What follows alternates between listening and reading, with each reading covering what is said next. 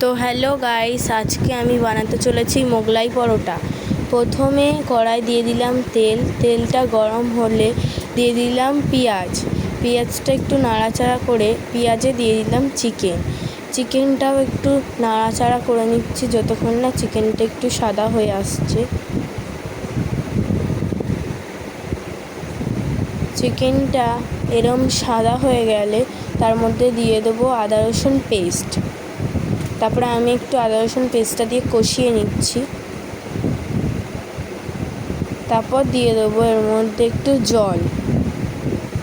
জলের মধ্যে হলুদ, লঙ্কা, নুন, চিনি সব দিয়ে একটু নাড়িয়ে আমি এটাকে ঢাকা দিয়ে দিচ্ছি 10 মিনিটের জন্য।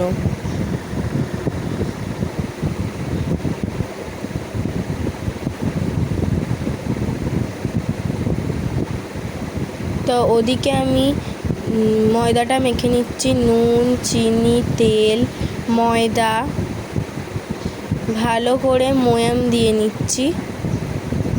ময়াম দেওয়ার পর জল দিয়ে ভালো করে ময়দাটা মেখে নিচ্ছি। ময়দাটা একটু নরম করেই মাখতে হবে, লুচির যেমন ময়দা মাখা হয় তেমনই মাখতে হবে। তো এদিকে দেখলাম মাংসটা ফুটে গেছে, তো এর মধ্যে আমি দিয়ে দিচ্ছি বিনস, গাজর, লঙ্কা কুচি দিয়ে আমি একটু নাড়িয়ে এর মধ্যে জল দিয়ে আমি আবার ঢাকা দিয়ে দিচ্ছি যতক্ষণ না বিনস গাজরটা সিদ্ধ হয়ে যাচ্ছে।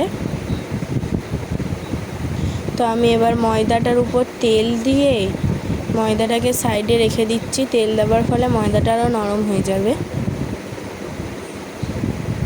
তো এদিকে এটা হয়ে গেছে, এটাকে একটু নাড়িয়ে ছাড়িয়ে আবার একটু ঢেকে দেবো। তারপরে দেখলাম যে এটা সিদ্ধ হয়ে গেছে, এর মধ্যে দিয়ে দেবো আলুটা দিয়ে ভালো করে কষিয়ে নেব।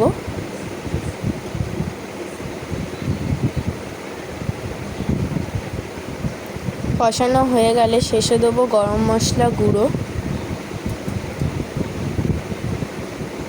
গরম মশলার গুঁড়োটা দিয়ে একটু নাড়িয়ে চাড়িয়ে ডোটাকে আমি নামিয়ে নেব।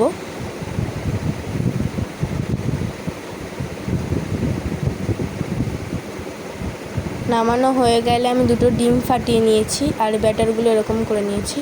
তারপর আমি মোগলাই পরোটাটা কেমনভাবে বানাতে হবে সেই ভিডিওটা দিয়ে দিচ্ছি।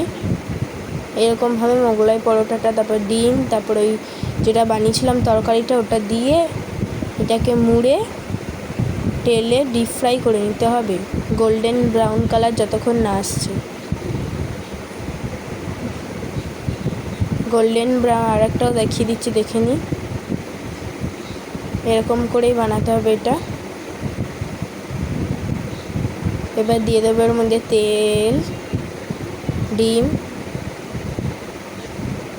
মশলা দিয়ে ভালো করে এটাকে মুড়ে দেবো।